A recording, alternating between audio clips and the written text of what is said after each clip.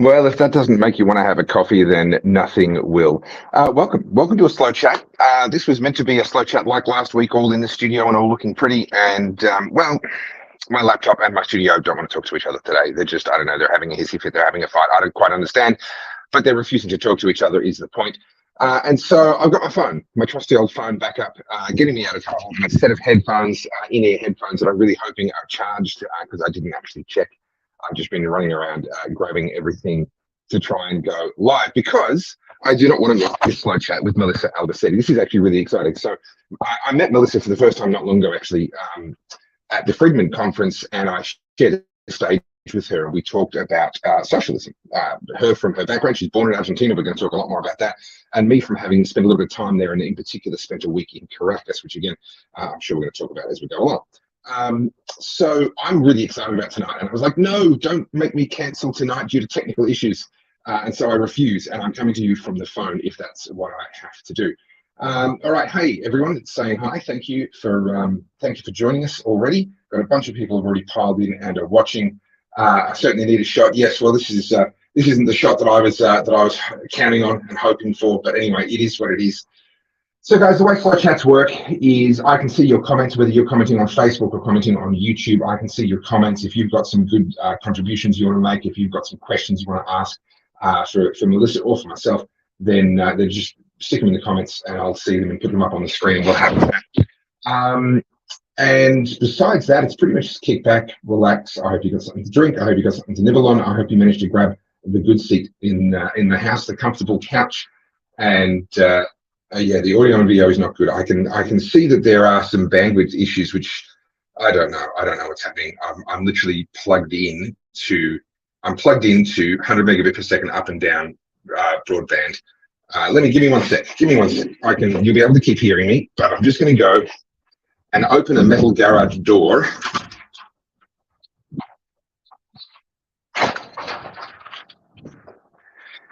And I'm going to find out whether getting a bit of metal out of the way, because I just realized whilst my computer is hardwired in, the phone that I'm now depending on, of course, is not. So troubleshooting in real time, guys, it's fun. This is what we all like to do.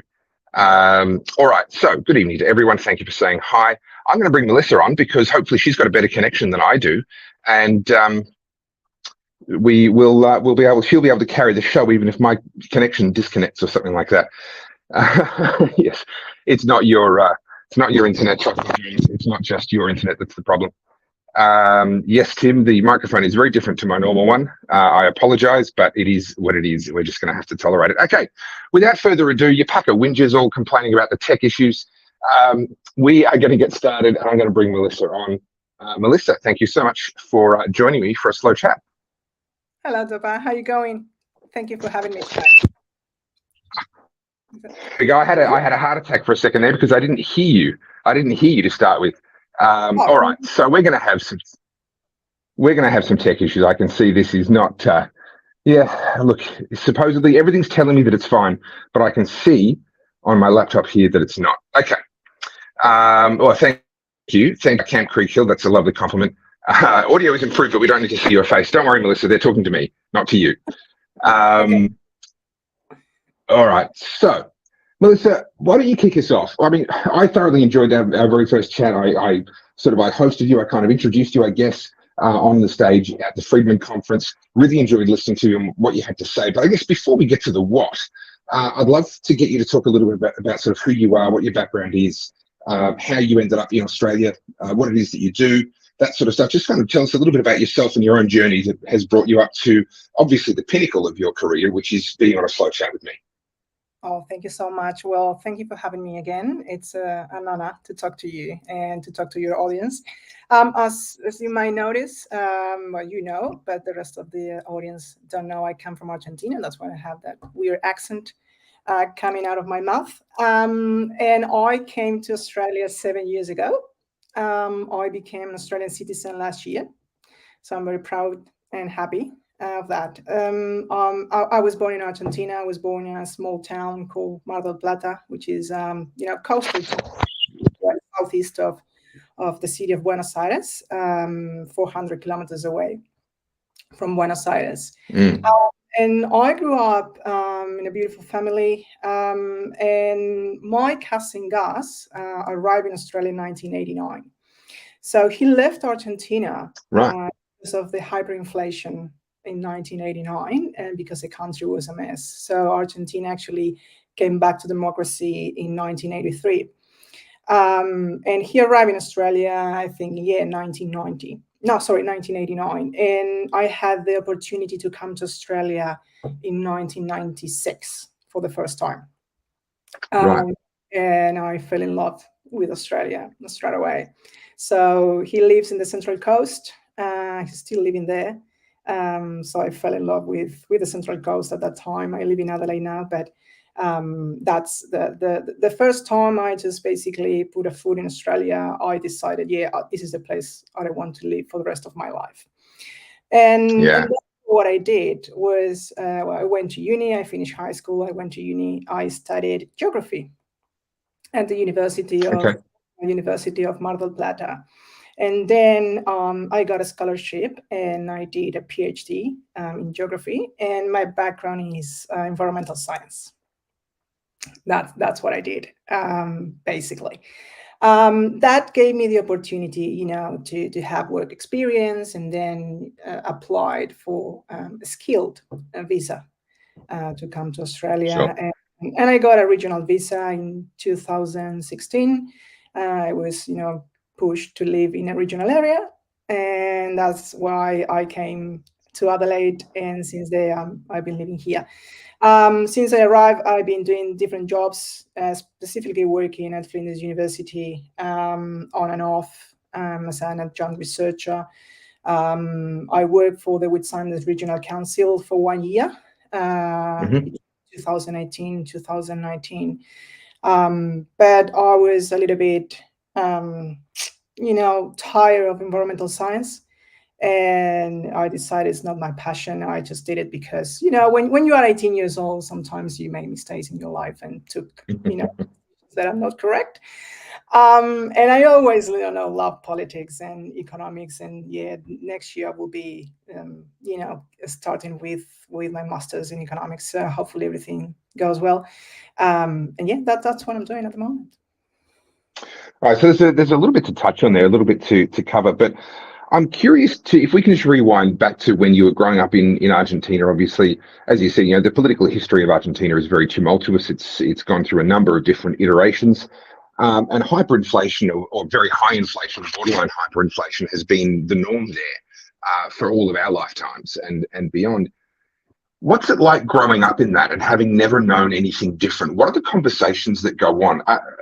I won't ask about now, but back then in your childhood, were Argentinians aware that this wasn't normal, that these were problems that they were being forced to face? That's a good point. Look, I was born in 1985. Okay. And in 1991, we got a Peronist president who actually did the right thing. Okay.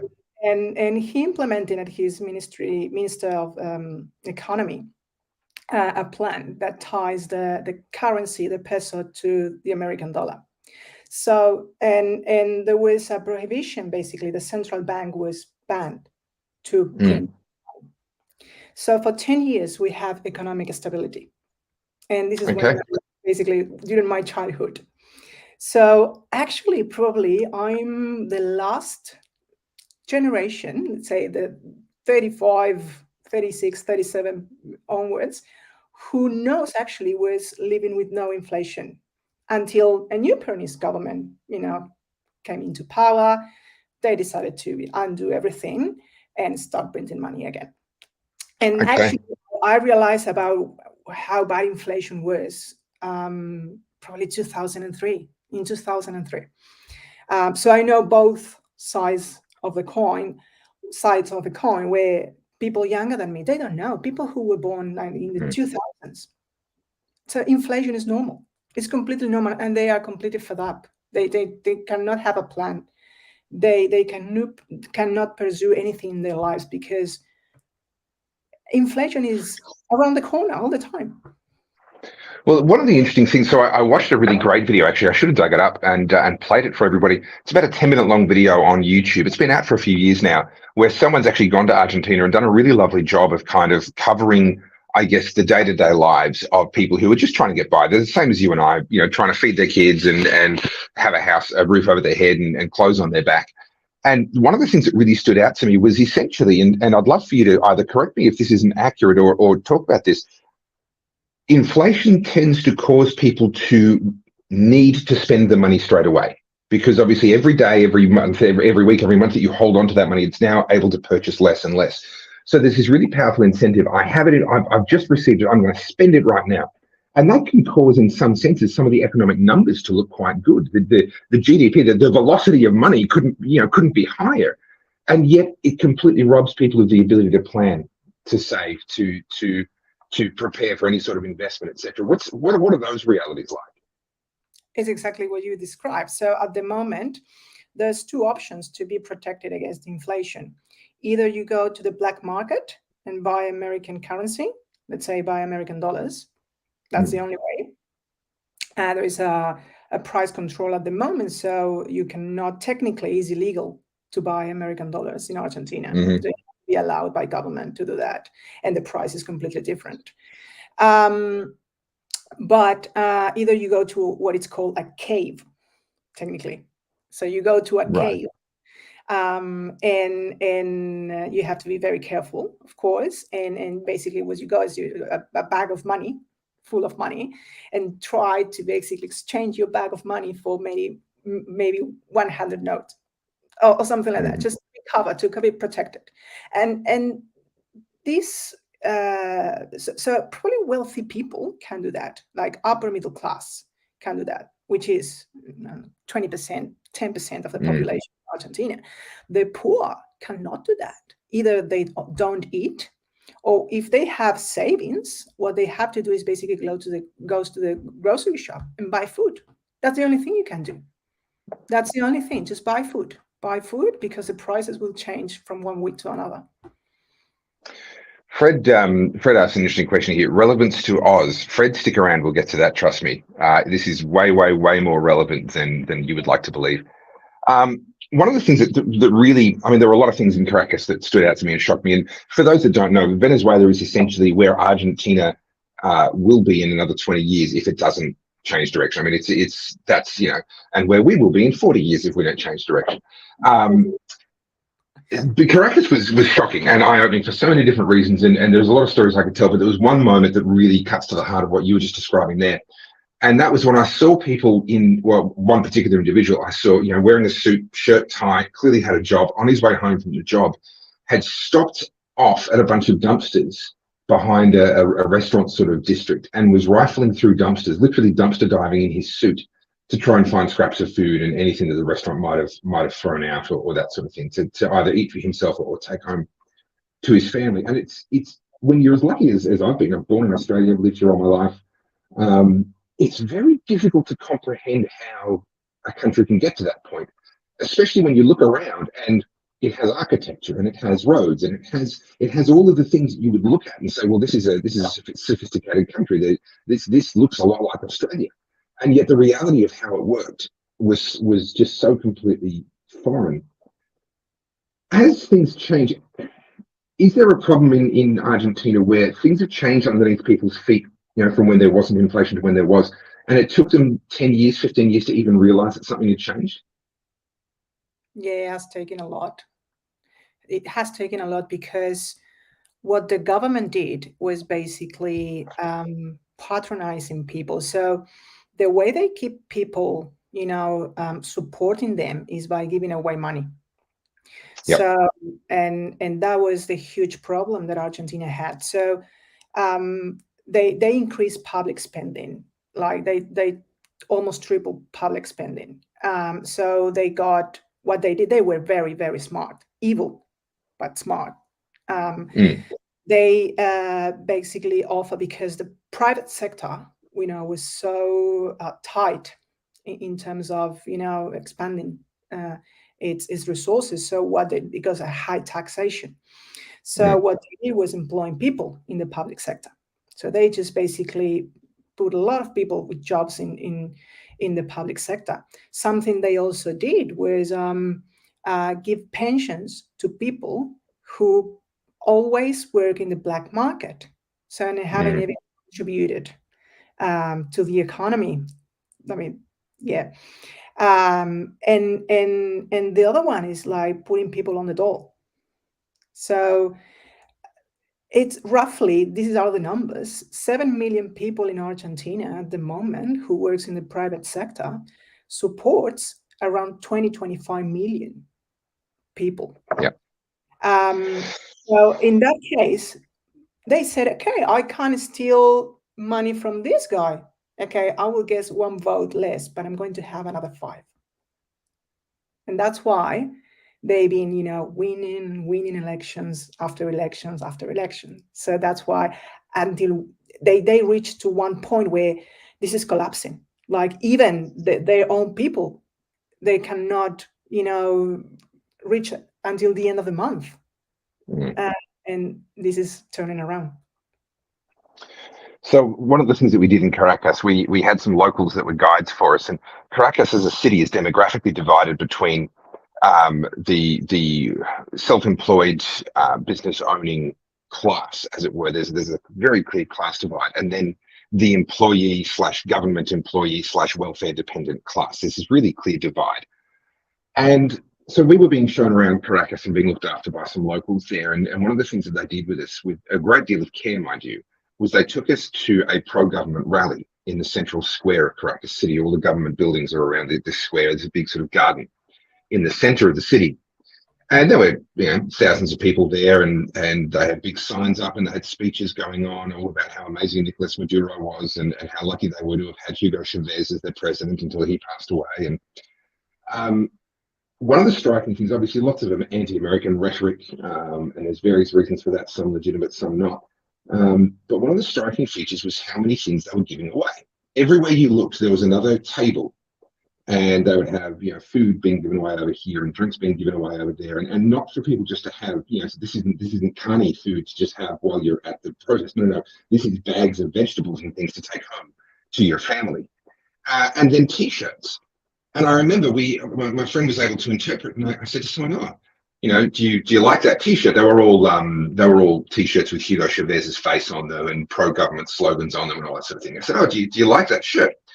And what he said through my mate, the interpreter, was how incredibly lucky he was that the government was giving away T-shirts because he couldn't afford to buy any for himself.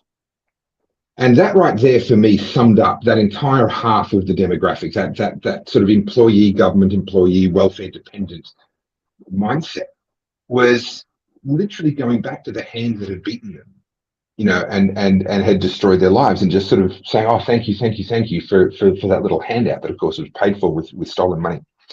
To get to Fred's question from earlier, where he's asking, what's the relevance to Australia? Correct me if I'm wrong, but you see quite a strong relevance to where we're at. Yes, there are some relevance between Australia and Argentina. I can see a bigger government, so especially this government, the Labour government. And so the more benefits, the more, needs you want to cover, is essentially someone else has to pay for that. Okay. If you have the right to have a car. Okay. Why 1 car? I want to have 3 cars. And okay, well, we'll give you 3 cars. Okay. Who's going to pay for that? Okay. If for every single need, we are going to categorize a need as a right, we will end up in our Venezuela. And that's not fair. That is what is called social justice now, which is not justice at all, because it means that you have to take the fruit of the labor from someone else to give it to someone that is not productive. So that's not fair. That is not justice to me at all. But yeah, if Australia continues with that sort of pathway in terms of from the economic point of view, but what I've been more concerned is about just the ideas that this government is basically throwing at the people. Like like liberal institutions have been basically damaged through ideas. So the only way to take them over is if because you change people's mind. Okay, we have a referendum coming up. Okay, so it is serious. It is dangerous trying to change the constitution, and this is something that populist and left-wing leaders in Latin America have been doing for many years, especially after the 2000s. If they change, the only way they can change institutions is through brainwashing people, and for them, so later they can vote for them, so they can change the institutions and they can implement socialist policies. So that's concerning.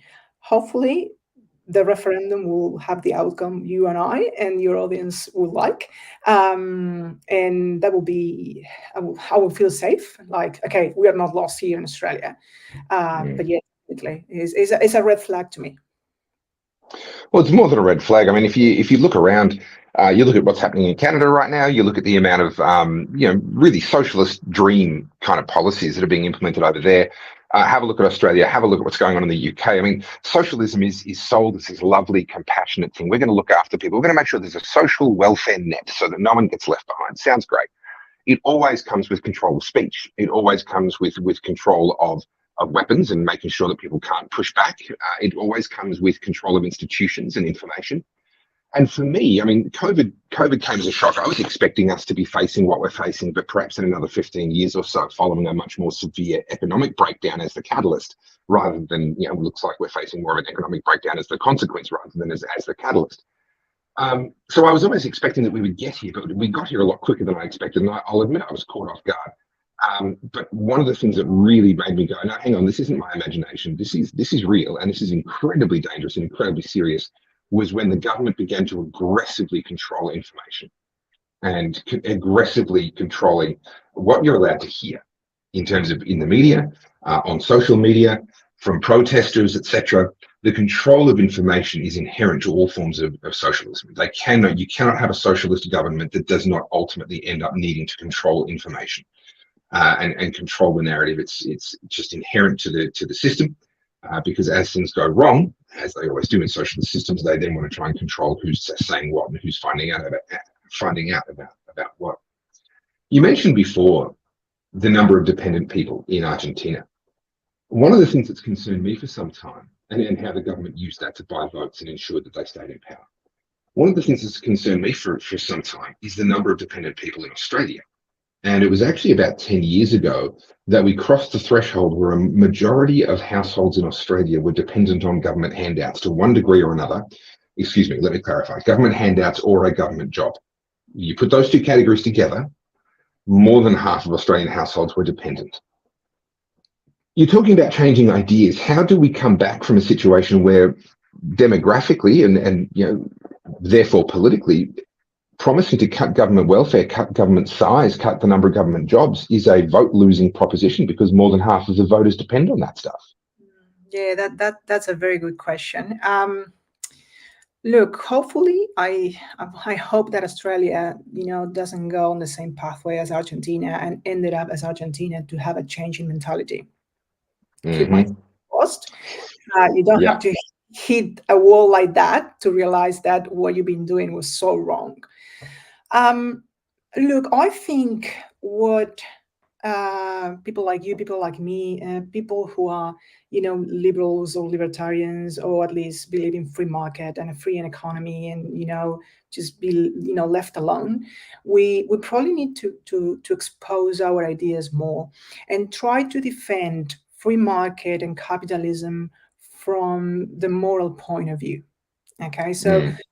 What I think is socialism and government intervention so far in Australia, but around the world, what has been doing is promoting that victim mentality. Okay, so this mentality basically leads to a lack of self-esteem and confidence, so which prevents individuals from taking risk and pursuing their dreams. So we need to promote self-sufficiency, and individual freedom through a free market system. And I firmly believe that if we want to overcome inequality and poverty, we must teach every individual to be self-sufficient.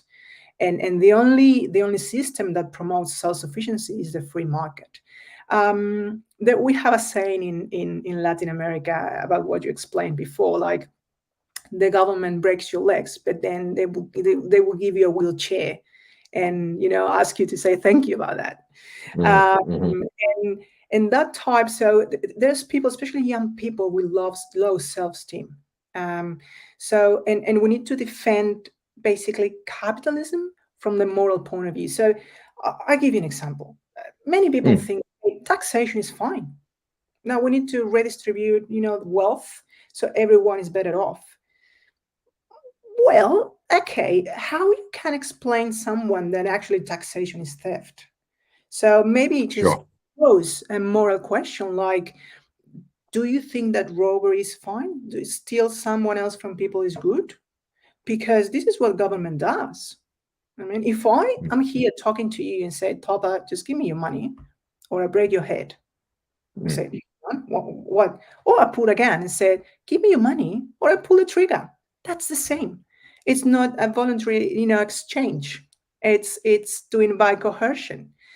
And probably this is more of sort of the battles that we need to fight and try and make people understand that the values of capitalism are morally superior than socialism, communism, or any government intervention, because what this type of governments or socialism just does is basically making us more dependent. And we don't want that. I don't want that for my kids in the future. I want them to be able to stand and fend for themselves, stand on their feet, and have a dream, and without someone to look after them. And that's what I want. That's what I think that we should be doing. So I think you're exactly right, but let me push back a little bit just for the sake of exploring this issue a little bit further. There are people who would argue that you can't defend capitalism from a moral perspective because in their view it's an inherently immoral system. And the argument that they would make is because it favours those that already have. Okay, I mean, if I'm born to a billionaire, I already have capital at my disposal, and the capitalist system, well, it's a system of capital being put to work. If I've got more capital available to me to put to work, I have an unfair advantage, as they would see it. They would also argue that it leaves a lot of people behind. If you're born with some sort of a physical or mental disability, or if you just have a run of bad luck in your life and you just keep getting kicked every time you're trying to get back up again.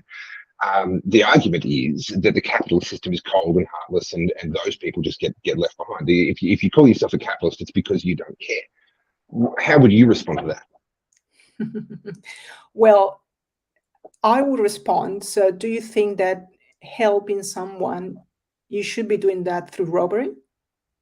Through stealing someone else's, fruit of their labor to make someone else better off? I don't think that's correct. Not through robbery, not through violence. There should be, yes, and other ways. And so far what I've been seeing is probably talking about taxation. If you reduce taxes, you will have more people willing to contribute to the society. Because the more you increase taxes, let's say, okay, you just don't care, okay, let's say I'm a wealthy person. I have to, pay a lot of taxes. Why I should be supporting, a noble cause? I don't care. I pay a lot of taxes. I don't care. The government will basically, solve that issue. But if you don't, then you care more about the community. It has been proven actually that. So and this is the voluntary exchange that I'm talking about. And you cannot, from my point of view, I might be wrong, but you cannot basically solve issues or save someone at expenses of damaging someone else. Yeah, that's what I think. So to me, there's two lenses, and we need to use both, but they both reveal very different things. One is a utilitarian lens; it's an outcomes-based lens, and the other one is the principles-based lens, where we try and understand what's actually right, regardless of whether we like the outcomes or not. What's actually right here as an objective principle, and as an objective principle, yes, using force to on anyone. Well, what gives you that right? If we have equal human rights, and if our rights belong to us by virtue of us being human, then they have to be equal because we're all equally human. If we all have equal rights, then I don't have the right to force you to help somebody else. But then there is also there's the in principle argument is, well, you don't have that right. But I find that in my experience, when I debate with people, that's a very unsatisfying answer for those people, because they're not actually concerned about the principle. They're concerned about the outcome. They're concerned about, but these people need help. So the point that I prefer to make is have a look at how ineffective and inefficient the government is in every single other area where it operates. I mean, look at Centrelink. It's one of the most loathed and hated organizations in Australia. And yet we have entrusted the care of our poor and our sick to them. This is a heartless, bureaucratic organization that will crush the life out of you and tie you up in endless forms and paperwork and standing in line just to get your little pitiful stipend or handout. Is that really the best we can do for our poor? Because actually history would indicate that private charity, where people are using money that they're being given voluntarily by donors, they actually tend to have a much closer relationship with the people that they're helping. People have to actually get to know them to some degree. They're not just a number in a massive faceless system. And that personal relationship tends to lead to a much better allocation of resources. So we only have so much money that we can afford to spend before we just bankrupt everybody and we all go equally poor. So we should make sure that that money is being used in the way where it has the biggest possible positive effect. And history, if history is our guide, private charities are going to do far more with far less than what a government bureaucracy is ever going to do. And so I tend to find making these arguments on that utilitarian basis and making the argument that actually the outcomes are going to be better if we go about it through the private sector rather than the public. People, I don't know, people tend to hear that a little bit better. There was a great comment here from Benjamin. Crony capitalism. Can you explain the term crony capitalism? He's saying they deliberately conflate crony capitalism with free market capitalism. What's crony capitalism? Well, crony capitalism is it's sort of like state mercantilism. So it's when you can only basically have a business if government is involved. So it's actually what's been ruling in Latin America. So we never had a free market economy in Latin America. We have state mercantilism, we have crony capitalism, and it's basically where the government and the president have, their mates, those businessmen, I'm just quoting, they are not real entrepreneurs or businessmen, who basically favors in exchange. So that is crony capitalism, and yeah, definitely, and that's one of the main issues in Latin America, because the right wing in Latin America being also crony compared to socialist. So yeah, that's crony capitalism. As long as you have a mate involved in business, go ahead. So it's interesting. People think that fascism and communism, to take the two extremes, to use their vernacular, are opposites. To me, they are almost identical. Communism says that the government should own and control the means of production. Right? They say the people should, but of course that's just shorthand for the government. The government should own and control the means of production. In fascism, the government controls but doesn't necessarily own the means of production. And the fascism, the Mussolini used the term because it's an ancient Roman word that was actually a part of their sandals, and it was part of their sandals that they used to sort of bind their foot into the sandal. And so the fascism, the name itself is all about the binding together of government and private sector, so that they effectively operate as a single entity. That's what fascism is all about. And crony capitalism is a partway step to get there. And Tim's absolutely spot on. Crony capitalism is like fascism. And my test for this is very, very simple. If a company makes money by keeping customers happy, then it's capitalist. If a company makes money by keeping government regulators or politicians or some other government-related entity happy, then it is crony capitalism or possibly fascism, depending on just how extreme it's actually gone. I would argue that's not a Central American problem. We've got that as a massive problem in the West right now. Yeah. Look at how closely tied Qantas is with the Australian government right now. I mean, we've got all this stuff about Alan Joyce, or about Alan Joyce, whatever his name is, Joyce, yes. Who's just stepped up. Yeah, he's just stepped down, all the rest of it. Well, he's a sideshow. The personality is a sideshow. Why is the government intervening on behalf of one airline to keep Emirates out of Australia and not allow them to increase their flights into Australia? Why is the government making those decisions on behalf of corporate entities and corporate interests? We have a form of light fascism already here in Australia, in my view, anyway. Okay, so Javier Milei. Let's have a chat about him. I So, knew it. yeah, of course. How can we not? Come on, how can we not? I find it so fascinating.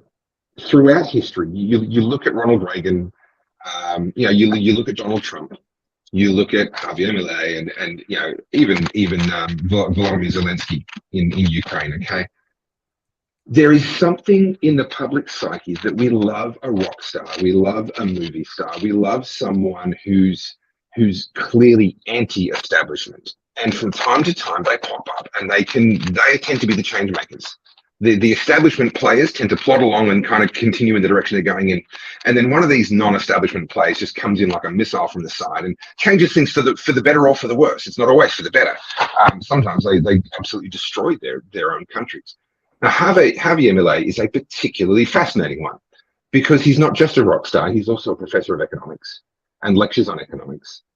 And appears to be a pretty full-blooded libertarian. Like libertarians, we love to fight amongst each other, and you're not pure enough for me, and I'm not pure enough for you, and no, you're a communist. I'm the real libertarian. But this guy seems to be a pretty devoted, pretty hardcore libertarian. What effect? Well, no, let me rewind to a question before I ask about the effect that you think it's having. How has it become possible in a country that has just kept voting for Peronists and socialists and so forth for decades now? How has it become possible for him to suddenly win the primary to get into the presidential election that's coming up next month? I think because people are completely fed up. People in Argentina is completely fed up of this political class. It's and they are angry. They are very, very angry. Let me tell you something. I went back to Argentina last year, Okay. and I went to we call like a pasta shop. So we are very Italians, and we consume like a lot of fresh pasta. And there was a kind of pasta shop where you can purchase your pasta, handmade pasta. And the guy saw me and he looked at me and said, "Did you come back?" I said, no, I'm just here on holidays. I'm not coming back to live here. I mean, I wish, but not at this point in time. Oh, that's good. I'm fed up, mate. I'm totally concerned. I'm fed up. I've been working from he's the owner, okay, of the pasta shop. I work from Monday to Monday with no day off, after paying taxes, after paying the rent, after paying my employees, pay everything. You know how much money I got left? You tell me, I don't know, 7,000 pesos, which is probably now $3-4 American dollars. Wow. Wow. I was shocked. And he said to me, "I'm done. I just want to leave this country. And my wife doesn't want to leave. I've been offered a job in Spain. I just want to leave." And this is the type of people. When I went back to Argentina, people were sad. Okay, they were, when you walk on the streets, they were just basically sad. And they were all complaining about the economic situation. So it's not shocking to me. I got shocked at the very beginning because, as you said, it's a very Peronist country, a very left-wing country. But this time, oh my God, that was huge. To me, it was like, I cannot believe, my eyes, what I'm seeing. And this is, I think, the main reason why Javier Milei won. But also, he's crazy. No, I get that. He's a very verbal and, outspoken, and insults people sometimes. He's not politically correct. And we can discuss that. We can argue about that. Maybe you can give the same speech in a different way. But I think that's why people bought. It's because, you know what? He represents me. This guy insulting this political caste, this parasite who basically are eating me. They are eating my savings, and I became poor because of them. And they spoke to people in a very honest way. You might like it or not, okay? And this is something I argue with some friends of mine, okay? You might like it or not, but this guy, it is very honest in the way he's giving his speeches and arguments and discussions. You might like it or not, but he was the only one who, because he's not politically correct, he said, okay, this is my government plan. Okay, this is what I'm going to do in terms of economics. This is what I'm going to do in terms of social, policy. And you got it there and you said, oh my God, he's going to reduce, 18 ministries from 18 to 8. Oh my God. And he said that. I don't know if you saw a video of him, like there is in a board where you have all the ministries and he's basically taking them out of the board. No, I didn't. Oh, there's a fabulous video. It says like, Ministry of Environment, out. Ministry of Environment, out. And yeah, this is what you have to do, because Argentina has a huge public spending, and it's not working. You need to cut public spending, and he's been upfront. I think that's why he won the primaries. Well, I think you're right, but as I think back to Venezuela, I mean, there were people in Venezuela completely fed up, absolutely beside themselves. I mean, there's one chap, I've told the story a lot, so I'll tell the short version of it. I met an elderly chap in a jazz bar. The jarring thing about Caracas is that you could see that there had been money and there still was so much culture. If you had the money, the food culture was still amazing. The music scene was still amazing. And the alcoholic drinks were very, very cheap.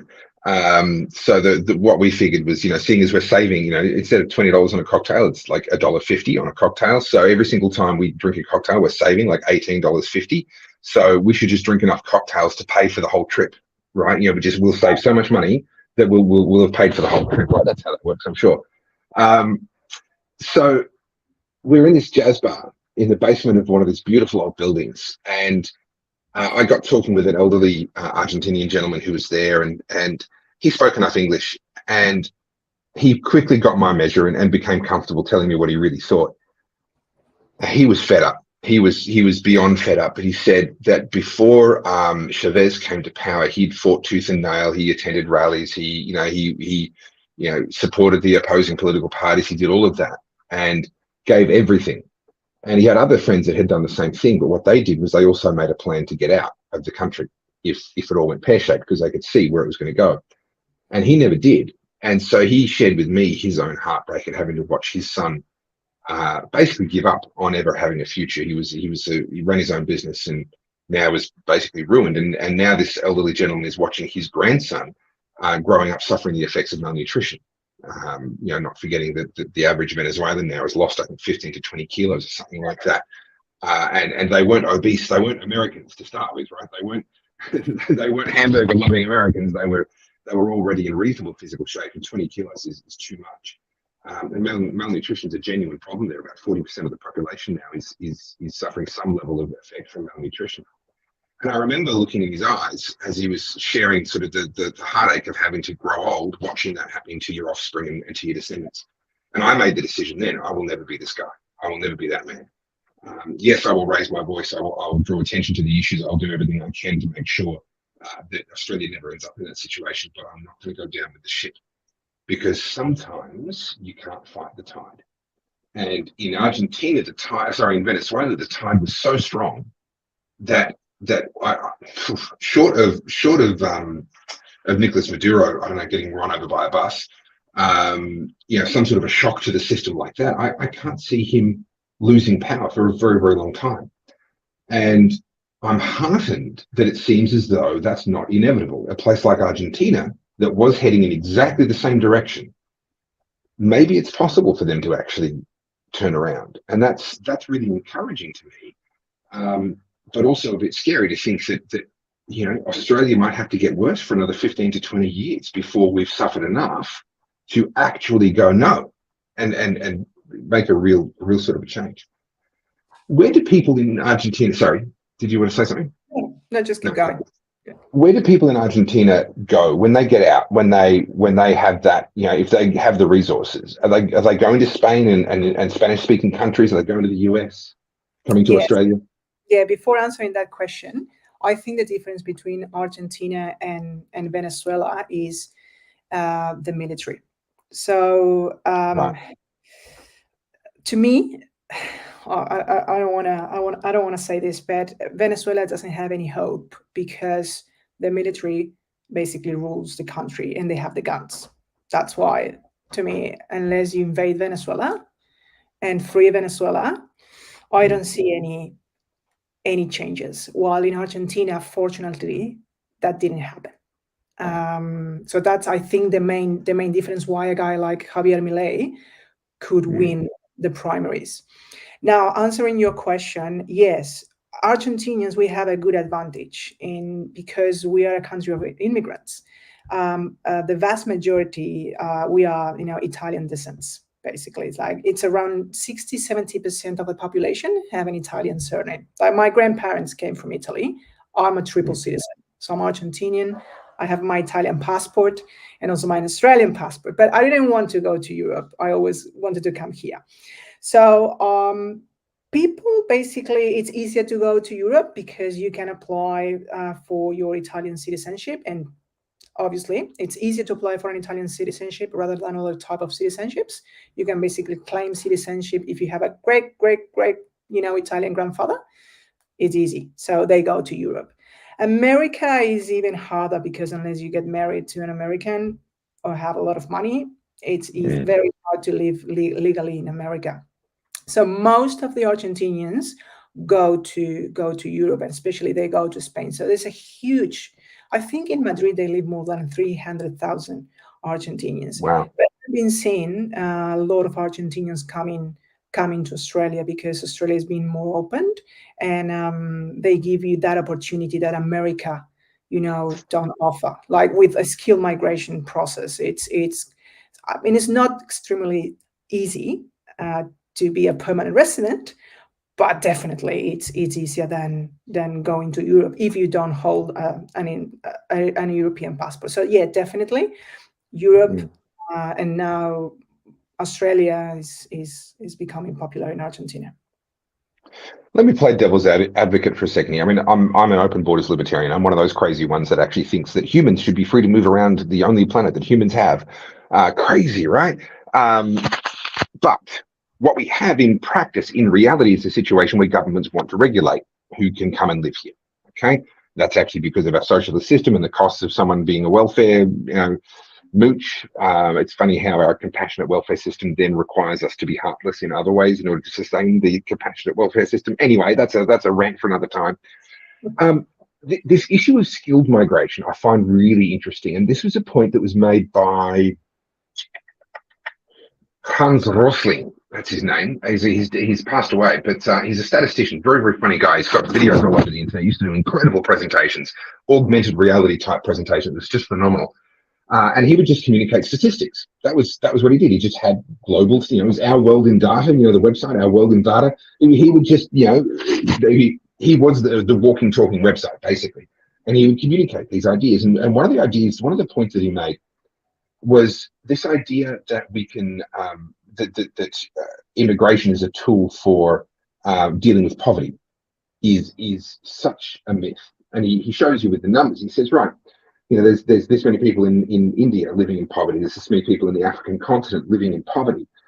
We can take, let's say Europe could take another 5 million extra refugees, and Australia could take an extra million every year, etc. But in that same period of time, there's going to be another 30 million people born into poverty in those parts of the world. And so the number of people in poverty is actually getting higher, even though you're taking enormous numbers of people into these rich countries to get them out of poverty. The only solution to that poverty is for the countries and for those people where they are to become prosperous. You can't immigrate them into prosperity as a whole. You actually have to have that place become a prosperous place where they are. And in that context, the point that he made was that skilled migration becomes a really big liability for the countries where those skilled people, the university educated, etc., are moving from. And that our immigration programs that are designed to keep Australian voters happy to go, oh no, we're only taking the doctors. Okay, no, we're only taking the university educated people. Do you know how badly those doctors are in need where they're coming from? And how badly they need someone who can design a bridge that isn't going to fall down, right? It seems to me that because we have this socialist backbone that we have to protect, we've ended up with all kinds of absurd and almost immoral, particularly around immigration, positions that's actually making it a lot harder for a place like Argentina, for places like Africa, places like India to actually get ahead. So your question is, can you repeat your question? Yeah, look, I'm not sure that I have one. I'm just kind of observing. You've come here on a skilled migration visa, and I'm welcome to Australia. I'm glad you're here. But as a concept, this idea that we as this rich country are going to go, we'll let you in because you've already had a university education, and we'll hand pluck people out of the population that are actually the most valuable people, that are most needed in the place where they're moving from. Do you see any issue with that? Is there I don't know. I don't know what my question is, but I'm just observing that as a phenomenon and saying, well, I find that interesting. I find that weird. That's a good point, and I'm on your side where we have one world and there should be no boundaries. So I agree with you. Also, from an economic point of view, I know that immigration increases prosperity, not only from the cultural point of view, but also economic point of view. Yes, it is weird. It is weird that you are allowed to come to Australia if you basically have tick all the boxes on a list. But I think this is because of the welfare system has been imposed in Australia, as you mentioned before. So I think what the government tries to do is, okay, we're going to bring people who actually can speak English. Because if we bring people who cannot speak English, let's say not having a PhD, but they can speak English better, but they cannot speak English, what we are going to do with that? And I get that point because I think in the past, if you bring people who cannot write or talk in English, it will be even much harder to get into the workforce. And they would end up being, dependent on government, and someone else, have to pay for the benefits. And then they basically create ghettos, and they might be, I'm not saying that they're going to become criminals because that's not the case, but that sort of way of thinking that the government has in mind. So I think if you and one of the political scientists in Latin America, Gloria Alvarez, mentioned this. So when she was in Europe doing her master's, there's always been problem with immigration in Europe, like coming from Africa to Europe, crossing the Mediterranean, and those Africans, I think from Morocco, they said they don't allow me to work. I just want to work. I just want to contribute, but I'm illegal. So, but if just take out the welfare system, because I came here to work to send money to my family, in Africa, and I'm not a criminal. So yeah, I think that type of controlling and type of system, I get it. Yeah, but I'm not. It's a tricky one. I happen to know. I happen to know, for example, that if you head inland into sort of remote inland New South Wales and towards Swan Hill and northern Mallee country in Victoria, etc., you'll find that there are very significant communities of illegal immigrants, people who came on a tourist visa and overstayed, or came and studied and then overstayed, or whatever their particular scenario may be. And honestly, without them, supermarket shelves would be going empty, after every single picking season, because they are the ones who get out there for 14 hours a day, no matter what the weather is like, doing the backbreaking work of harvesting from orchards or what have you. And they do it without any fuss because they do not want to draw any attention to themselves. Statistically, very unlikely to be involved in crimes, and certainly very unlikely to be involved in crimes any more serious than petty theft, because they got hungry. Simply because they don't want to draw attention to themselves. And from time to time, we get governments that want to talk about getting tough on people who overstayed their visas, etc. And I get that that's a vote winner within certain demographics. but there are some practical realities here that we need to face. That we're a very lazy country, and most of us do not want to do the jobs that these people are willing to do, and we need them far more than they, we need them to stay here far more than they need to stay here. Yeah. That's anyway. All right. So let's talk environmental science then, because that's just going to be a fun topic to, we can have some fun with that one. You characterized it as a mistake to have studied environmental science, and I assume you're being a little bit tongue in cheek. But to what degree do you think that there are genuine environmental issues that need to be addressed, and to what degree do you think the environmental sciences have been hijacked by people that perhaps are using it for political agendas, etc.? Like, how much substance is there within that world? I think, look, and going back to politics, I think the left always reinvents itself. So, and they always pick a new issue to be in power, to call people's attention. And I think this has become one of those. Definitely. So, in regards to, for example, climate change, okay, is there climate change? Well, yeah. I mean, it is true. The weather is changing now. Is the human population, now the human population, just basically the ones who are changing the climate, or is a natural process, or it's a combination of both? So I think what this type of governments try to do is, okay, we have this new item on the agenda, and we need to exploit it, and we need to basically make people. It's more about government intervention. It's how we can steal more money, and just basically throw it away to be in power, and that's what I think. And a good point is, okay, why we don't go nuclear? Okay, if you are so concerned about emissions, so concerned, why you have to clear a forest and just put solar panels? Why? Just be nuclear. We have a huge desert here. Yeah. It's a funny one. I saw a post today from Senator Jared Rennick with a particular line of reasoning, which I've known this line of reasoning for a very long time, but I'd never seen someone turn it into a meme. And I thought, that's actually, I should have done that a long time ago. This isn't about transitioning from hydrocarbon-based or carbon-based fuels to renewable energy. This is about shifting from the mining of hydrocarbons to the mining of minerals. That's actually all we're doing here, is we're changing what we're pulling out of the ground. And I think there are very compelling arguments to say that what would be necessary in terms of minerals extraction, purification, manufacturing, etc., to accomplish net zero in Australia, let alone in the world, would be extraordinarily more harmful to the environment than any amount of CO2 in the atmosphere. I'm very, very tempted, and this is me being a little bit cheeky, but I also think it's true.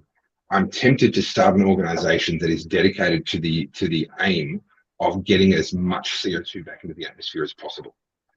And the line of reasoning is this Earth is the only biosphere we have.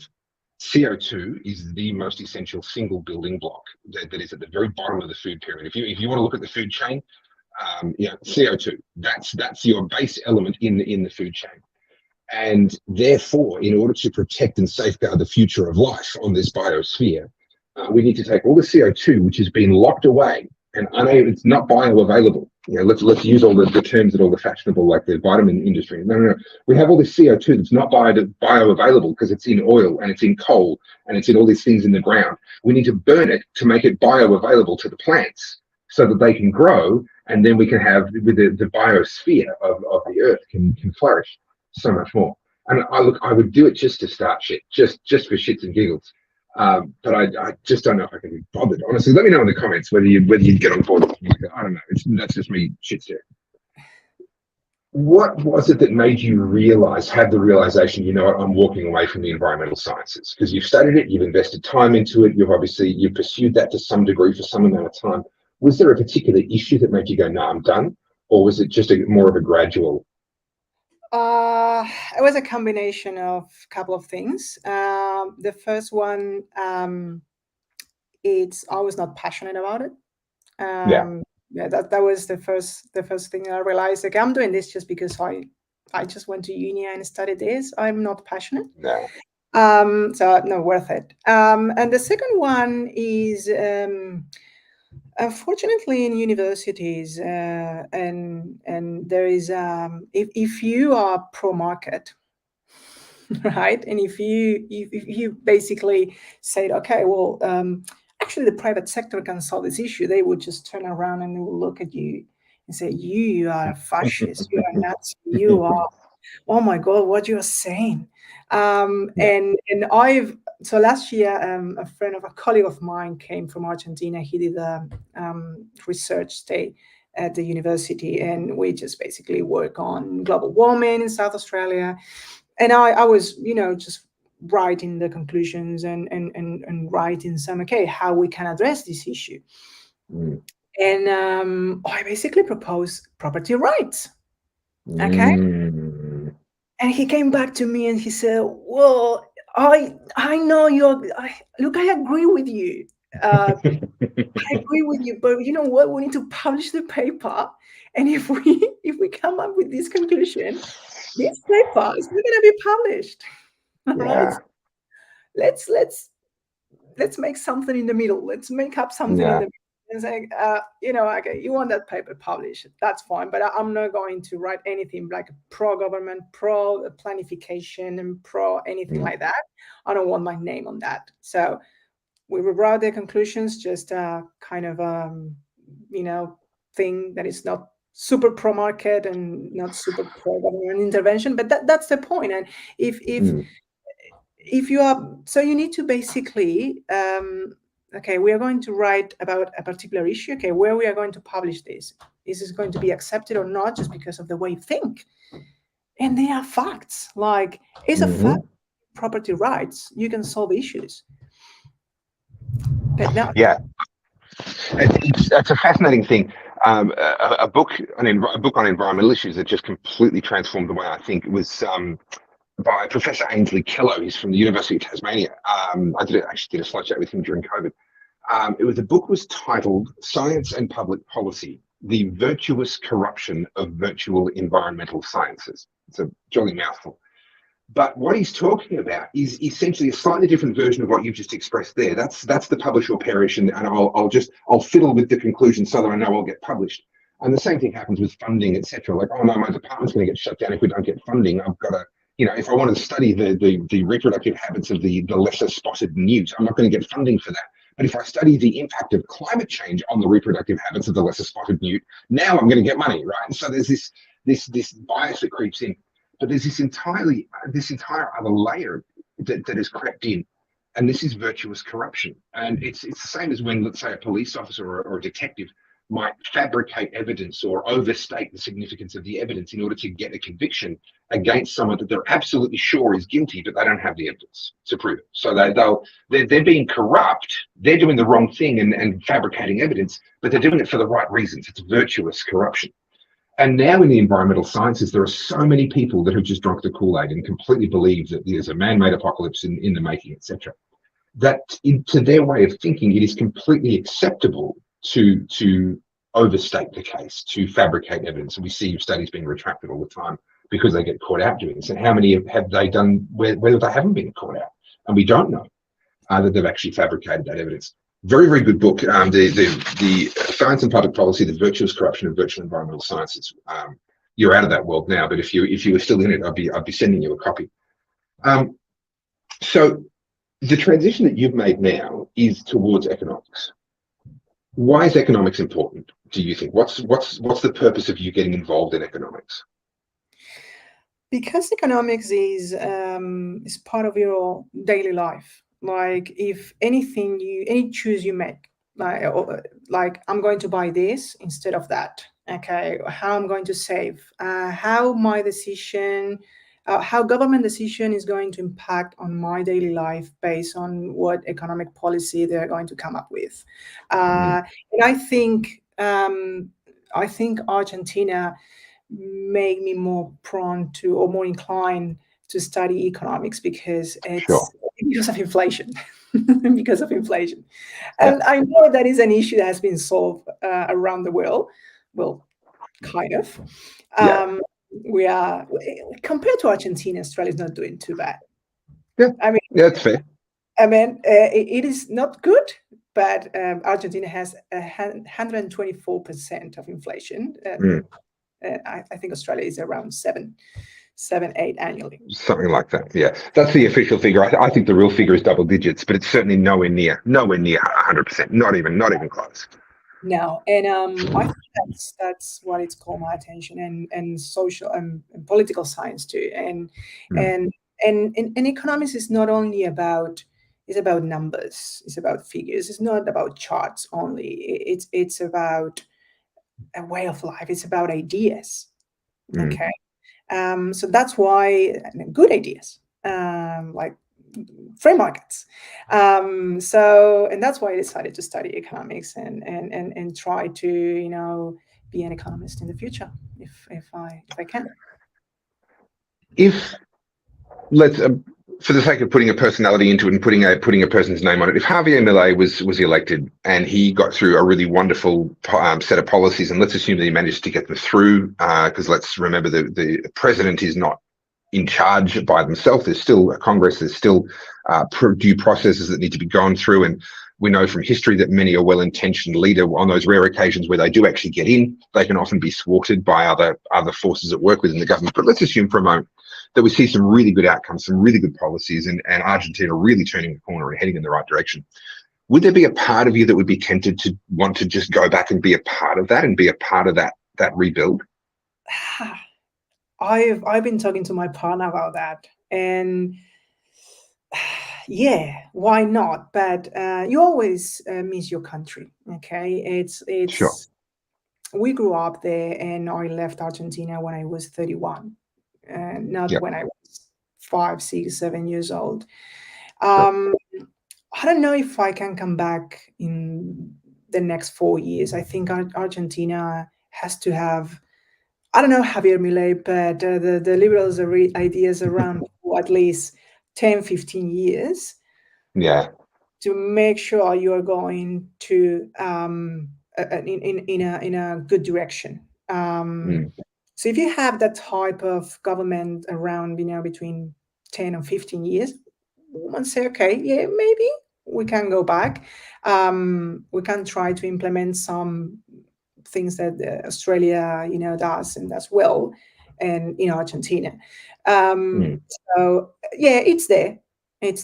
I don't think it's going to happen. I'm trying to be positive, but we are happy here. It's like, but yeah, the option is there. We might go back, but we'll see and wait. I find myself thinking a lot about Venezuela.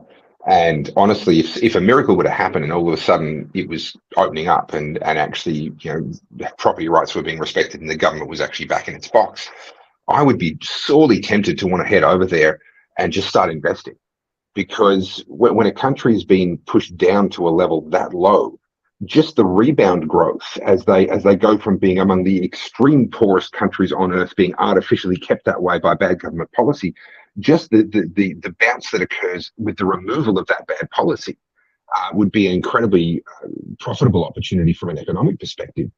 But then also a place like that needs investment. They need people to be willing to come in with some money and actually spend a bit of money. Let's get some new equipment. Let's get some new factories started. Let's get a few bits and pieces started. And someone investing and making that happen. I would enjoy being that person.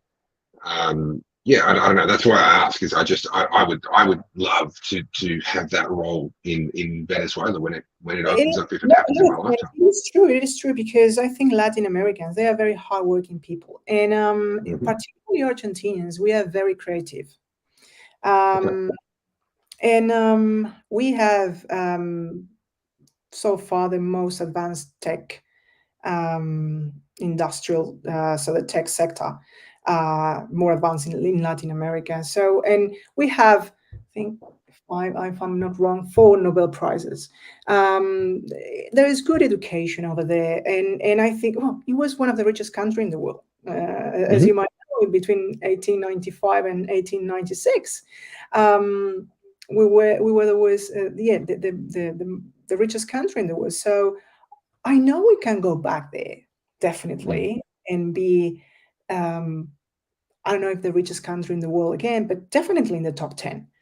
But yeah, it will take many years. So Javier Milei has he said that his economic plan has envisioned that in a 35-year plan.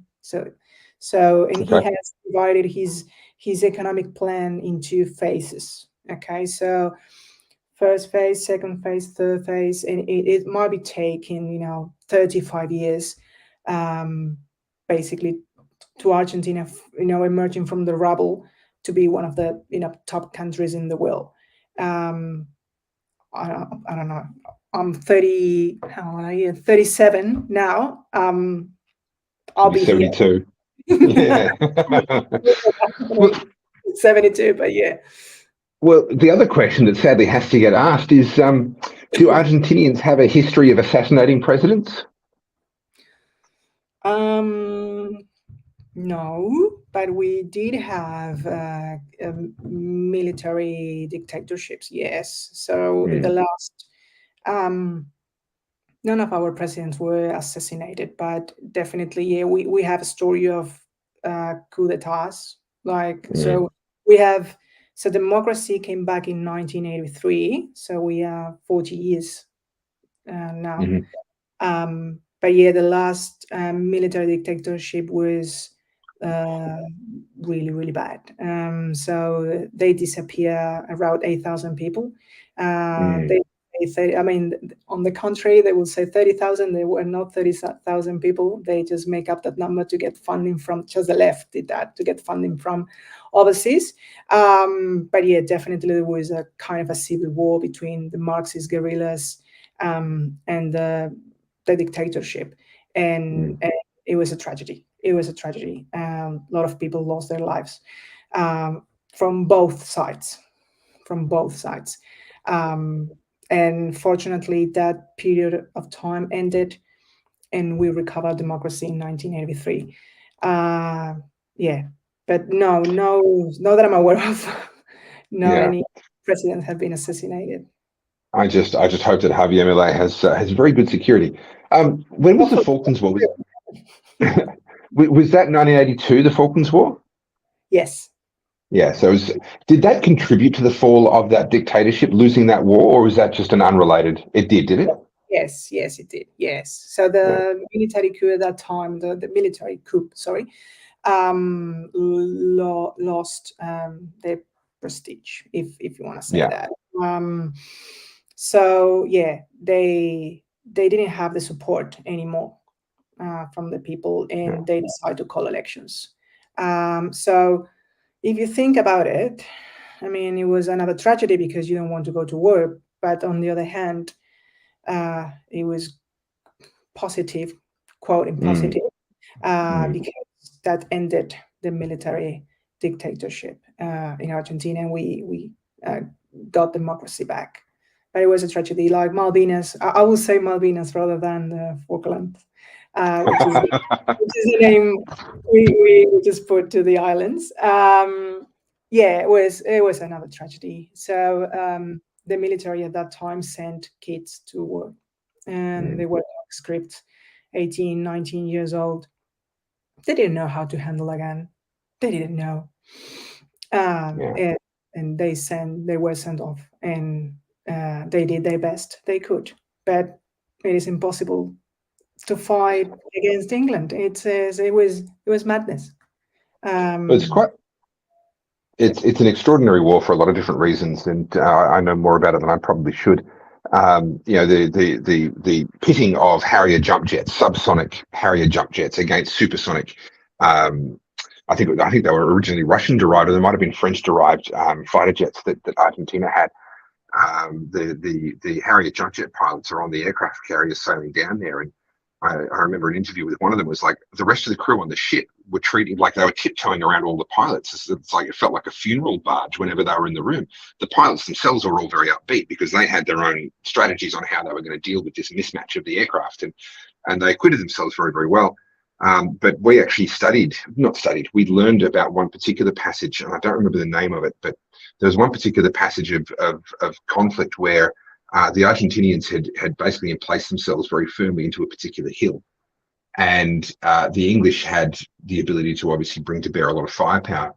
And so what they did was they targeted the face of the hill in front of the hill where the Argentinians were emplaced, and hit that with absolutely everything, and just completely they had to resurvey the mountainside to because they'd literally changed the shape of this thing. And then they just sent a message off. I believe I'm recalling this correctly. They sent a message off and basically said, "You're next." And I believe the Argentinians vacated their positions. And the reason that was used in my recruit course was one of the values of the British Army one of the values of the Australian Army, and derived from our British heritage, is actually trying to not kill your enemy unless you have to. And that was one of the things that was instilled in us right from the literally from the very first week of recruit course, is this thing of, yes, okay, we accomplish the mission, we win the war. But whereas Americans will get excited about how many enemy they kill, in the Australian ethos, it's more about achieving the objective actually without, and they were literally bragging about taking a hill and taking an island without having to kill anybody. Anyway, sorry, that's let me tell you something. That's true, because there were many Argentinian soldiers. They said when they were captured by the British, they were treated much better than their own people, like bosses. So they were starving on the island. They didn't have food. So when they were basically captured, the British Army fed them. Yeah. Look, it's like you said, no one should want to go to war. I was young and dumb when I joined the army and was thinking, oh yes, well, actually, when I was in recruit course, I remember that was when Kim Jong-il detonated North Korea's first nuclear bomb. So we knew for a fact, like they'd thought for a while that they probably had nukes, but now we knew it for a fact. And I remember the talk of the mess when we're having lunch and having dinner was, we're going to finish recruit course and then we're going to get shipped off to Korea to go and kick Kim Jong-il's ass now that he's got nuclear weapons. And we were excited by the prospect. We were excited by the thought that we're going to go and, fight for our freedom over on the Korean Peninsula, because we learned nothing the first time. And I can only imagine for those young guys. I mean, I'm very, very grateful that in the end I was never deployed anywhere. I never saw combat. I never even set foot in a combat zone, and I'm very, very pleased about that. But at the time, like, a lot of them probably would have been excited to get sent off and fight for your country, and for the honor of Argentina and all that sort of stuff. They've always got the rhetoric. They've always got the narrative that the government will push to try and get people to go and do that. But yeah, get sent into that sort of a hell at that sort of an age. Yeah. Anyway, sorry, I'm sidetracked. Okay. So I want to. I don't want to finish just yet, but I'm kind of. There's one more thing that I really wanted to talk to you about, and so after this, I'll be kind of like, okay, good. I've got through all the stuff that I really wanted to sort of pick your brain on. We talked before about sort of communicating and changing people's minds. At the moment, we have a situation which you've alluded to, where the universities are pretty heavily captured. I tend to agree with that. They're sort of ideologically mostly one way. And we know that the communists had this idea, this concept of the long march through the institutions. So this it's not by accident that our institutions are mostly occupied by Marxists. This was an intentional strategy that they carried out, and carried out well. You spent enough time around universities. You've studied different types of subjects. You've been in across 2 different countries. Can you see a counter strategy? Is there our own version of the long march through the institutions, or some entirely different strategy that freedom-loving people, libertarians, ought to be implementing, that you think might have a reasonable chance of success, even if it is a generational success? It's a 30, 40, 50-year plan, as the long march through the institutions was. Is there a counter strategy? What can we do to change people's minds? I wish I could go back to Argentina and see that now that Javier Milei is about to win the election, and see there might be plenty of new groups in universities defending the ideas of liberty. Definitely, yes. Not in Australia, I don't think so. There might be a couple of groups. My good friend Berkeley should be in one of those, and the University of Queensland. And look, they must be very brave because there is a big difference between Argentina and Australia right now. So because in Argentina, everyone is completely fed up, it's much easier to fight back. Okay. It was not easy when I was at uni, between 2004, 2000, definitely being called a liberal, it was an insult. Okay, how you dare liberal? How you dare? You are a fascist. You are a Nazi. You are this. You are that. It's that. This is called cultural hegemony. Okay, it has been introduced by, and I forgot the name now. Sorry about that, Italian communist guy. It will come up. It will come up. Gramsci. There you go, Gramsci. Yeah. So you need to take. So sorry. Can I pause you for a sec? Gramsci was the political philosopher that Mussolini learned from. Have I got that history correct? He fought against Mussolini. He got killed by Mussolini. Right. Captured and killed by Mussolini. But probably Mussolini might, took some of his ideas. But the idea of Gramsci is we need to impose communism through media, through culture, through university, through education. And that's where basically ignited in Latin America. So if you go any public university in Latin America is so far left-wing, definitely. And actually, when I was at uni, all the references were left-wing authors, all of them. There was not right-wing, just no liberal authors. Okay, not even in sociology or geopolitics. Okay. So that's one point. So now I think in Argentina, it's much easier. While in Australia, you have to have big guts. That's what I think so, because you have to have such a personality and such a, you have to very well convince of yourself that the ideas of capitalism are so good that you need to confront those people. And this is the problem. People don't like confrontation, okay? Because it's not funny. It's not good. Like if you're exposing your idea, you're being called a fascist straight away. It doesn't matter. Just because you're not a left wing, you are a fascist, and that's it. You are evil. You are heartless. You are everything. So I don't know what's going on in many universities here in Australia so far, but I don't think there might be some liberal movements. But yeah, I don't know. I don't know, to be honest. That's a good question for Berkeley if he's watching. Look, we don't know what's going on in universities. Well, that's true to a certain degree, but we do know that schools are getting even worse than they already were. I was just chatting with someone today whose child stormed out of school today because they discovered that the school had started, and I wish I was making this up. The school had started putting kitty litter into the toilet cubicles, because they have students that identify as cats. Oh my God. And as an institution, instead of the school going, you're out of your freaking mind, stop that, or we will commit you to a psychiatrist and put you into a funny farm, instead of their parents pulling them into line, the school actually obeys. And when I say obeys, these students, and this is being passed to me from one of the other students, these students will not respond if you call their name unless you also say meow afterwards. So you have to call their name and then say meow. If they are asked a question, they won't answer the question unless the question finishes with the word meow. And instead of the school and their parents and even the other students just going, no, you're not, harden up, they're playing along, and they're putting down to the point they put kitty litter. And so this student saw the kitty litter, apparently stormed out, let off an extremely loud expletive, and just left school and didn't go back today at all.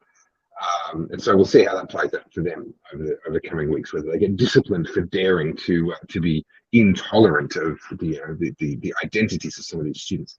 But what that tells me is, if that's the stuff that's being entertained, then the whole institution is wrong. It If is. it's got to that point, then I'm sorry, but that entire institution is irredeemable, in my view. If that's what they're entertaining, if that's what they're doing. And my concern is that whilst I'm only now seeing an example in a high school, that's probably representative of higher education, high schools, primary schools. They're all going to be heading in those similar sorts of directions. It just boggles my brain. Matthew, I had exactly the same reaction. Topher, you're not serious. I had exactly the same reaction. This is dead set. This is legit. And depending on what this student wants to do, I may be interviewing them on the Aussie Wire at some point in the next couple of weeks. But they're young; they're not yet an adult, and so you have to handle such things with care in terms of putting their face out in public attached to a story like this. But I'm in discussions with them, and we'll let this play out over the next couple of weeks. But this is absolutely legit. They're going to start getting some photographs and footage and stuff, and documenting it all, so that they have the proof, because that's the correct reaction, right? Like, you cannot be serious. No. Yeah. I like Michael's solution here. Offer to stay and neuter them. Yeah. I'd be all for that. I just wouldn't let them eat anything other than cat food. Just be like, okay, there is a reason I homeschool my children, but that wasn't one of them originally. Yeah, this is the thing. Like, schools and universities, they're not the same as they were when you and I. Well, I never went to uni, but they're not the same institutions that they were when you went to uni, Melissa. No, but what concerns me the most is that we are paying attention to a group of people who's making a lot of noise, but they are not big enough. Because I think most of the population in this country, or in Argentina, or around the world, do not self-identify as a cat or whatever, a cardboard, or a glass. I don't know. It is real. Like, I'll give you an example. Like, we had in Argentina, the census data came out, I think, last year. And one of the questions was, how do you self-identify? So woman, a man, or non-binary, or whatever. And only, I think it was 0.8% of the population self-identifies as non-binary or whatever. But the rest of the population either is a woman, what a question here in this country, nobody knows what a woman is, or a man. Okay, so what's the point? So you have the data there and the census. Why we are making this a big issue? Like, almost 99% of the population, at least in Argentina, I don't know the data here, but at least in Argentina, self-identifies either a woman or a man. End of the conversation. That's it. While we are spending a lot of money in a ministry of women, in a ministry of a non-binary, whatever it is, on people that it was less than 100,000 people, in a country of 45 million. Yep. We should just check the data here and compare and see. Okay. Oh, goodness. Yeah. Yeah. Look, you're not wrong, but at the same time, in politics, it's very easy because of the bubbles that politicians live in. It's very easy for them to get fooled by noisy minorities, noisy people. If they've got access to some media, they've got access to some corporate money, which we know that these movements do. They can very quickly put together what appears to be a very substantial campaign that politicians go, oh no, I have to listen, I have to respond, I can't ignore this. I think James gets the comment of the night here. Just going back to talking about kids identifying as cats. Yep. I'm not going to say it out loud because obviously on all of these social media platforms, they automatically generate a transcript of everything that gets said, and then they run that through checking censorship and all that sort of stuff. So I'm not going to say it out loud, but I think that's the comment of the night there. All right. So our institutions are probably irredeemable. Australia is probably facing at least another 15 years of pain and suffering before we've suffered enough and wise up and maybe have a chance of doing what Argentina have done. Have you got any other good news for us? It's just been so cheery and cheerful, hasn't it? Good news. I think it's not too bad. Australia is doing well. Good news to me would be, I don't know, just let's say the referendum coming up. If if it's a no, okay, we will be a bunch of racists. Apparently, who cares? We know we are not. We just basically quality behind law. And if it is a no and it wins, that is a big pain in the butt, excuse my language, for this government. And probably it will be, I don't know, hopefully a change in government in the future. But I think this prime minister will lose, and he basically will lose power, and that's good news to me.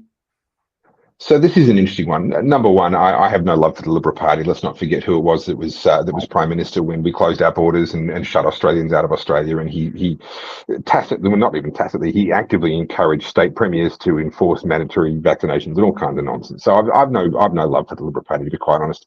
However, on the issue of whether Anthony Albanese would be able to stay Prime Minister if the no vote wins, it's a really interesting one because the Labor Party got really badly burned when Julia Gillard stabbed Kevin Rudd in the back, and then Kevin Rudd stabbed Julia Gillard in the back. And they had that really kind of ugly scene that unfolded. And I may have the details wrong. If anyone watching has the details on this and can either confirm or correct me, I believe they made a rule internally within the Labor Party that you cannot roll a sitting Prime Minister. Oh. They either have to choose to step down. You can't do a leadership challenge against a sitting prime minister. You have to wait till they lose an election, or they have to choose to step down. Now, of course, people can be encouraged to step down, shall we say? That's not to say that it wouldn't happen, but I don't think we're going to see the kind of backroom politicking that we saw with the Rudd-Gillard-Rudd, or even with the rolling of Tony Abbott and the installing of what's his name? The best Labor Prime Minister that the Liberal Party have ever had. Goodness, Malcolm Turnbull. All that sort of stuff playing out. I don't think we're going to see that. We might see him being pressured into stepping down and saying, "Look, I've lost my mandate. I'm just going to bow out gracefully." But I don't think he would do that voluntarily. He would only do that under enormous pressure. And I think there's a very real risk for the Labor Party that he would actually just dig his heels in and lead them to the next election, at which point they would almost certainly get a shellacking, which I think would be a bit of a shame, because as much as I don't like the Labor Party, I think the Liberals need to spend at least another full term in the wilderness, because they haven't refound their values yet. There hasn't been enough pain. Speaking of pain, right, there has not been enough pain for them to come back to their values yet. And I think if they were given power again in only a few years' time, that the lessons that they desperately need to learn probably would not have been learned by them. Yeah. So. Well, at least if we have another turning government, I'm expecting, I'm hoping to have a kind of Bob Hawke, as a prime minister. Yeah. And Anthony Albanese, because I come from Latin America. I know what third world politicians look like, and he looks like one of them. Definitely. And he's so I can see some resemblance in Latin American politicians. So to me it's a bit scary. Yeah, well, look, tonight's been fun. Thank you. And sorry to everyone for the tech issues. I came down here half an hour early, turned everything on, and my laptop just refused. I've got all these high-tech cameras and all this beautiful setup, and my laptop was just like, no, you don't. It doesn't exist. I can't see it. And it did not matter what I did to troubleshoot. I couldn't get it to change its mind. So I'll work on that in other times. But thank you, everyone, for putting up with the sound quality and the camera and all the rest of it. But Melissa, you've been a wonderful guest. This has been a really, really enjoyable chat, as I knew it would be. And we've had a lot of fun. Is there anything that we haven't touched on yet that you had in mind that you wanted to kind of touch on before we close? I think we touch every single point. We talk about Venezuela. We talk about socialism. We talk about Argentina. I think we just went through every single point. So yeah, cool. Just saying thank you so much for the opportunity and just for sharing my ideas with you and your audience. And anything you need, just reach out. I'm here. Thank you so much, Melissa. You have a great night, and everyone watching, thank you for joining us. And we're going to sign off. Have a great night. Bye.